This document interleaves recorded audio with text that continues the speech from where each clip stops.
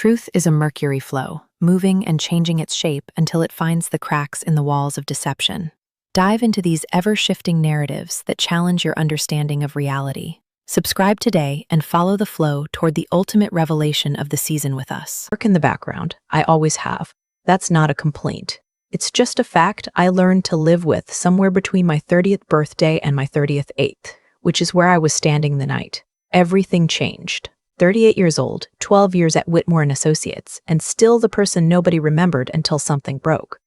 I was the one who fixed the broken things. I was the one who knew where every contract lived, which vendor needed a personal call instead of an email, and exactly how close we were to missing payroll in Q3 of 2019, because the CFO at the time thought cash flow management meant spending freely in January and panicking in September.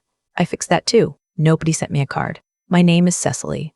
I'm a senior financial analyst, or I was, depending on how you count the last 18 months. I have a desk near the window on the 4th floor of a mid-rise office building in Charlotte, North Carolina, which sounds more glamorous than it is. The window faces the parking garage. I'd spent a decade watching people parallel park badly and feeling like that was somehow a metaphor for something. Whitmore and Associates is a regional consulting firm. About 200 employees, 3 offices, contracts mostly with mid-size manufacturers and healthcare groups across the Southeast. My job, technically, was to manage financial reporting, vendor relationships, and the quarterly audits for our largest client accounts. Unofficially, my job was to know everything and say nothing and wait to be asked. I was very good at both. My supervisor for most of those 12 years was a man named Howard. Steady, fair, the kind of person who remembered your name when he passed you in the hall, and actually meant it when he asked how your weekend was. Howard retired 2 years ago. His replacement came from outside the company, which wasn't unusual. What was unusual was that the replacement was 29 years old and had never worked at a firm with more than 40 employees, and somehow that was presented to the rest of us as a feature, not a bug. His name was Grayson. I won't give him a last name because I don't think he deserves the syllables. Grayson had very good hair and a way of talking in meetings that made everything sound like a TED Talk. Lots of pausing at just the right moment. Lots of, so what I'm really hearing is, before restating exactly what someone had just said in simpler words. He had a fiancée named Brooke who worked in PR somewhere downtown and came to every company event in an outfit that looked like it had been styled by someone who had never met the concept of business casual. She was 26. She had 40,000 Instagram followers for reasons I never fully investigated. The two of them arrived at every social function as a unit. Same entrance, same practice smile, same slight tilt of the head when someone said something they found amusing but not quite amusing enough to actually laugh at. I noticed all of this the way you notice weather. It's there. It affects your day. You don't take it personally. The annual Client Appreciation Dinner was held every November at the Harrington House, which is a historic event venue in Uptown Charlotte. Original hardwood floors, exposed brick, a catering team that charged more per head than I made in a day. The firm had done it there for 9 consecutive years. I had attended every single one. I had also, for the past 5 years, been the person who coordinated the guest list, confirmed the seating arrangements with the venue manager, and handled the logistics of making sure our 3 most important clients, all of whom had complicated dietary needs, strong opinions about table placement, and the collective revenue value of about $4.2 million annually, were seated, fed, and genuinely happy by the end of the evening. Nobody put event coordination in my job description. I just did it because nobody else was doing it right, and I couldn't watch it be done wrong. That November, the week before the dinner, Grayson called me into his office. I want to describe his office because it matters. He had rearranged it completely within 3 weeks of arriving. Howard kept it simple. Desk, 2 chairs, a whiteboard, a framed photo of his daughter's college graduation. Grayson had a standing desk, a ring light he claimed was for video calls, a small succulent collection, arranged in order of size, and a motivational print on the wall that said figures eyed out in black block letters. I am not making that up. He told me that this year he was going to take point on the client dinner, that he wanted to bring fresh energy to the event, that he had already been in touch with the venue and had some exciting ideas about the program. I asked him if he had confirmed the dietary restrictions for the Kellerman Group's managing director, who had a shellfish allergy so severe that even shared prep services were a liability issue. He looked at me the way people look at a map they've already decided not to use. "I've got it handled," he said. I nodded.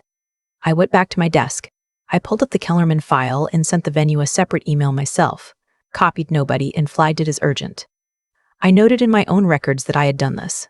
I have always kept very good records. The night of the dinner arrived cold and clear, one of those November evenings in Charlotte where the air has finally decided to behave itself and everything smells faintly of wood smoke. I wore a navy blazer over a silk blouse. The combination I had learned over many years was invisible enough not to attract comment, but polished enough not to invite condescension. I had long ago stopped trying to compete with the Brooks of the world at these events. I wasn't there to be seen. I was there to make sure nothing fell apart. I arrived 40 minutes early, as I always did. I spoke with the venue coordinator, a steady woman named, and I mean this with full respect, the most organized person I have ever met in a professional setting. I confirmed table assignments. I checked that the Kellerman director's place setting was flagged and that his meal was coming from a separate prep station. I walked the room once, noted that the floral arrangements were slightly blocking the sightline from tables 6 and 7 to the presentation screen, and mentioned it quietly to the staff. They moved the flowers. I found my seat, table 4, near the back, next to the vendor relations team. Grayson and Brooke arrived at 6:45, which was 15 minutes after the first guests. They made an entrance anyway. Brooke was wearing something that could only be described as formal interpretive, a silver bodycon dress with architectural shoulder details that belonged at a gallery opening in a city with a different climate. She scanned the room the way people do when they're checking whether they're the most interesting thing in it. She found me looking at her and smiled the smile of someone who has already made up their mind about you. The evening started well, mostly because I had set it up to start well. The cocktail hour moved smoothly. I circulated, greeted our clients by name, made sure the right people found each other. The Kellerman director arrived, and I personally walked him to his table and confirmed with the floor manager that his dinner was ready. He thanked me. He called me by name. He had been doing that for 6 years. I was refilling my water glass near the service station when Brooke appeared at my elbow. "Are you with the catering staff?" she asked. I looked at her. "No, I work at Whitmore. I coordinate these events." She tilted her head, the practiced one. "Oh, you look like you work here. Like, here." She gestured at the room in a way that was meant to indicate the venue staff. She didn't say it unkindly. That was almost worse. She said it the way you state a weather fact. I said, "I'm the one who organized tonight." She said, "Oh, that's sweet," and walked away to find Grayson. I stood there for a moment. I refilled my water glass. I went back to my seat. At dinner, I was close enough to table 2, where Grayson and Brooke sat with 2 of the firm's partners and the Kellerman director, to overhear most of what was said, not because I was eavesdropping, because the room had reached that mid-dinner decibel level where carrying voices carry. Brooke was talking to one of the junior partners, a man I'd worked with for 4 years. "I was thinking," she said, gesturing loosely in my direction without looking at me, "that Grayson should hire some of the event staff to stay on after the dinner. The older ones are so dependable. You know, like that woman over there. She's been running around all night, very efficient. Does she do private events?" I heard the junior partner start to say something. I picked up my fork and cut into my chicken. The junior partner said, "That's Cecily. She's been with the firm for 12 years. She's the one who actually put this whole dinner together." There was a small silence. Then Brooke said, "Oh, I didn't realize. She looks she's so busy. I thought she was staff." Then, quieter, leaning toward Grayson, "She's been doing this for 12 years and she's not even a director? That seems sad." I heard that part too. I kept my face exactly where it was. I took a sip of water. I thought about the Kellerman account, which I had quietly saved from termination 8 months prior when a billing discrepancy, generated by a system error under Grayson's watch, had nearly cost us the contract. I had caught it. I had fixed it. I had gotten on a call with the Kellerman director on a Friday afternoon and walked him through the corrected figures personally. He had stayed. He had thanked me. He had sent an email to Howard's old address, which now routed to Grayson, which Grayson had never mentioned. I had a copy of that email in a folder I kept on my personal drive. I've always kept very good records. The speeches started after dinner. Grayson spoke. He was good at this part. The timing, the eye contact, the strategic pause. He talked about growth and partnership, and the firm's commitment to its clients. He thanked the venue. He thanked the catering team. He did not mention my name. I watched the Kellerman director during the speech. He caught my eye once and gave me a small nod. The kind that means something. The evening wound down. Clients said their goodbyes. The room began to empty. I stayed until the last Whitmore employee left, then helped the venue coordinator stack the presentation materials and confirmed the invoice process for the firm's accounts payable team. She told me, as she had told me for 5 years, that I was the easiest client contact she'd ever worked with. I drove home. I changed out of my blazer. I sat at my kitchen table with a glass of wine and opened my laptop. I had been working on something for about 4 months. Something quiet. Her name was Vivian. She was the regional director for Hartwell Capital Group, a mid-size investment firm that had been looking to bring on an internal financial operations lead for their Southeast division. Vivian and I had met 3 years ago at a CFO roundtable hosted by the Charlotte Chamber of Commerce. We had talked for 40 minutes about vendor contract structures and then discovered we both read the same niche accounting blog. We had stayed in touch. Vivian had reached out to me in July. The Hartwell position wasn't posted publicly. It wasn't going through a recruiter. They were looking for someone specific, someone who had deep client relationship experience, audit credibility, and the kind of institutional knowledge that couldn't be manufactured in 2 years at a fast-growing startup. It paid 32% more than my current salary. It came with a title, Director of Financial Operations, Southeast Region. I'd been quietly doing my due diligence since August. I wasn't going to leave Whitmore carelessly. I had obligations. Kind relationships I cared about. I had wanted to make sure the opportunity was real before I moved toward it. After the dinner, sitting at my kitchen table, I opened the email thread with Vivian and sent her 3 words. I'm ready. When? She responded at 7 in the morning Monday. Bring the Kellerman case study. I won't tell you I wasn't nervous. I was. I sat in that interview on Monday afternoon in the Hartwell Capital offices on South Tryon Street, and I told Vivian and her managing partners exactly what I had done for Whitmore over 12 years.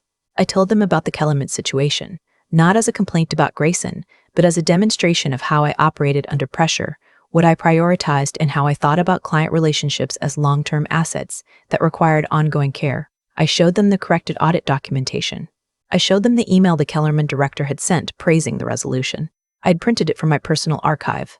One of the managing partners said, "Did your current supervisor know you handled this personally?" I said, "He received the client's email. Whether he read it is something I can't speak to."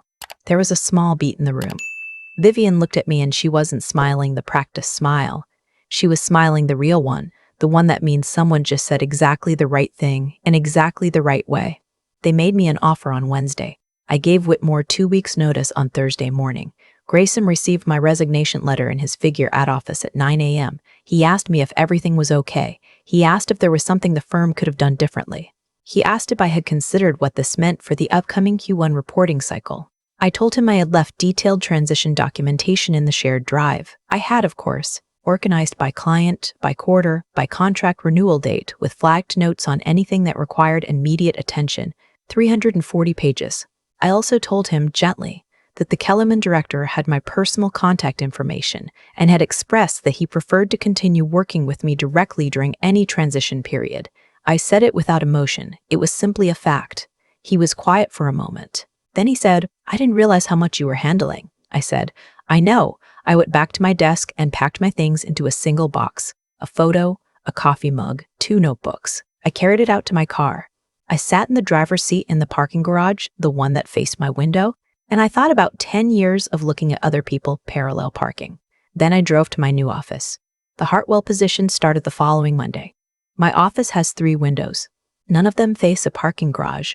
The Kellerman director reached out to me personally, 4 weeks after my departure from Whitmore, to let me know that he was in preliminary conversations with Hartwell Capital about a potential consulting engagement. He said that when he heard I had joined the firm, it had made the conversation easier to have. That contract, if it closes, and I believe it will, is worth just under $2 million to Hartwell's Southeast division. I didn't orchestrate that. I want to be clear about that. I didn't leave Whitmore intending to pull a client behind me. What I did, over 12 years, was build a relationship with a person who trusted me, who called me by name, who sent an email that never got read by the person it was addressed to. Relationships are not line items. They don't show up in a quarterly report until they do, suddenly, all at once. Grayson is still at Whitmore. He gave an interview to a regional business publication last spring about modernizing mid-sized consulting firms, and there was a photo of him in his office, standing in front of the figure itchy out print. I read the article once. Then I filed my Q1 report for Hartwell, which came in 5% above projection. Brooke posted something on Instagram about the Whitmore holiday party in December. Nice venue, she said. Great catering. I'm sure the flowers were fine. I'm sure nobody moved them. There is a specific kind of freedom that comes from being consistently underestimated. It's not comfortable while it's happening. It does not feel like a gift in the moment. It feels like standing in a room where nobody knows your name and deciding, quietly over years, exactly what you are going to do with that anonymity. I knew what I was doing. I knew what I was building. I knew what I was building. I knew that the email in my personal folder was dated, time-stamped, and irrefutable. I was the woman near the back of the room, refilling her water glass. I was the one who knew where everything was, and when I left, I took 12 years of knowledge, a single banker's box, and a relationship that was worth more to my new firm than Grayson's annual budget. I started the engine. I did not look back at the window. I thought a lot about what Brooke actually did for me that night. She didn't know she was doing it. That's the part that stays with me. She looked across a room full of people I had spent 12 years serving, pointed at me, and said the quiet part out loud, that some people are just furniture, background, useful but not worth knowing. And she said it so casually, the way you'd comment on the centerpiece. I don't think she's a bad person. I think she just never had to reckon with being wrong about someone in a way that cost her anything. And that kind of unchecked certainty, the kind where you never learn because you've never had to, that's its own punishment. You just don't feel it until the invoice arrives. What I want to say about all of it is this: the outcome of that night wasn't luck. It wasn't timing. It was 12 years of quiet, consistent, unglamorous work that nobody put in a press release. Every vendor I called back the same day. Every client I remembered by name. Every billing discrepancy I caught at 11 on a Friday night because I cared about getting it right even when nobody was watching. That's what was sitting in my personal archive. That's what Vivian saw when I walked into that interview. People talk about integrity like it's a personality trait, something you either have or you don't. I think it's simpler than that. Integrity is just doing the thing correctly when there's no applause for doing it. It's writing the transition document nobody asked for. It's flagging the shellfish allergy a second time because one email to the venue isn't enough when someone's health is on the line. It's keeping records not because you're planning something, but because you respect the work enough to document it. And the intelligence part, and I mean this practically, not as a compliment to myself. The intelligence wasn't in the plan I made. It was in the habit of paying attention, of reading the room, of understanding that the Kellerman director calling me by name meant something, that it was data, that it was worth protecting. Most people walk past information like that every day. I wrote it down. As for the resilience piece, I won't pretend those 12 years were fine. There were nights I drove home angry. There were performance reviews where Howard's replacement said things like visibility and executive presence, as if I hadn't been running the firm's most important client relationships for a decade. There were moments I wondered if the invisible woman was just who I was going to be forever. But I kept going. Not because I was certain it would pay off. Because the alternative, becoming someone who stops caring about the work because the work stops being recognized, felt like a loss I wasn't willing to take. Grayson never read that email. He had it delivered directly to his inbox from a client worth $4 million annually, and he never opened it. That is not a metaphor. That is a documented fact, and it is the clearest illustration I know of what happens when someone mistakes the performance of leadership for the actual practice of it. I left. I took my box and my records and 12 years of relationships built on showing up correctly. And the client followed, not because I asked him to, not because I orchestrated anything, but because trust moves toward people who have earned it and away from the vacuum left when those people leave. That's not revenge. I want to be clear about that. Revenge implies I was aiming at something. I was just, finally, for the first time in a long time, aiming at myself. The window in my new office doesn't face a parking garage. I think that matters more than people realize.